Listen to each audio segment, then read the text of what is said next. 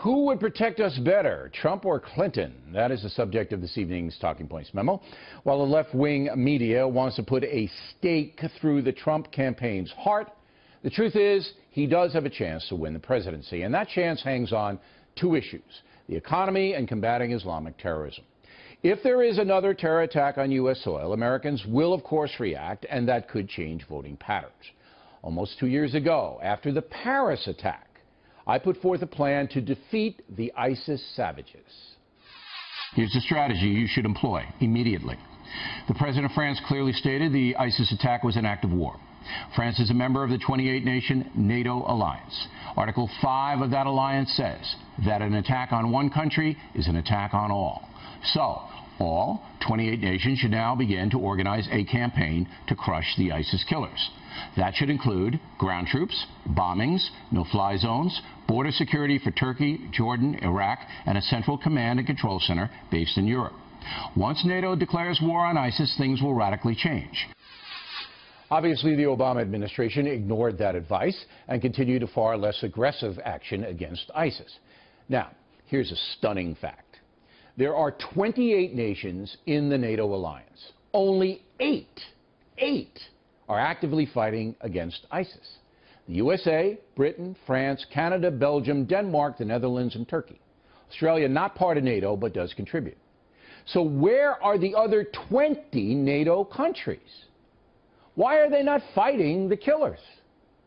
President Obama is silent on that question, and it is appalling that NATO has not been organized to defeat the ISIS threat.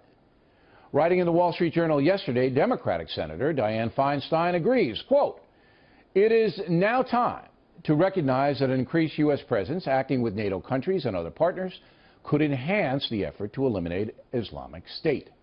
Creating a NATO rapid reaction force to serve as an attack force against Islamic State would make a major impact and would help to eliminate ISIS safe havens and to staunch the flow of refugees into Turkey and Europe," unquote.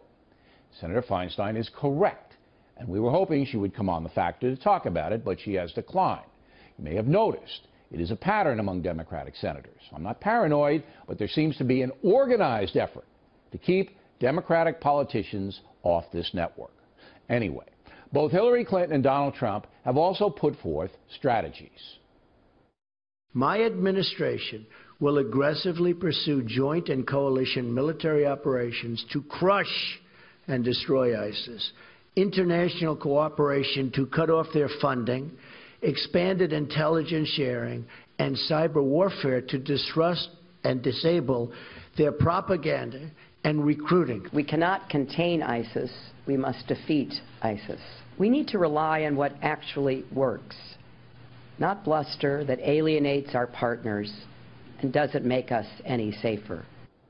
Talking Points believes Mrs. Clinton would most likely take a more aggressive stance against ISIS than President Obama has, but she's really not spelled that out yet.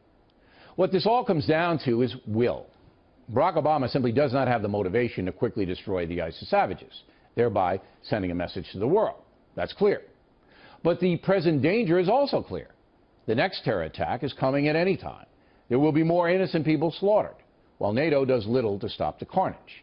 And what about those poor refugees Senator Feinstein mentioned? Who's helping them? Who's providing safe zones near where they live? Nobody.